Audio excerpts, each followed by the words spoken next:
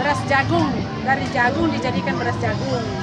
Setelah jadi beras jagung, direndam semalam. Sudah direndam, ditiriskan, baru dibuat tepung. Kalau sudah jadi tepung, disangrai-rai ini. Kalau sudah hampir matang, dimasukkannya kelapa.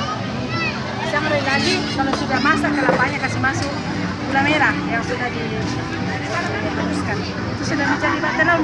Memang lama ini.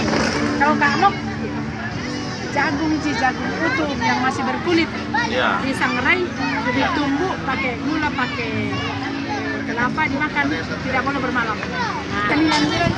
Cemilan. Kalau sama nasi tidak anu. Dulu ini hanya disajikan pada Agustus 2017 di Tamomali, kegiatan Rambu Solo. Tapi tidak semua Rambu Solo. Jadi Rambu Solo yang disimpan, mayat yang disimpan lama itu baru ini. Jadi disampaikan bahwa seluruh peserta yang akan ikut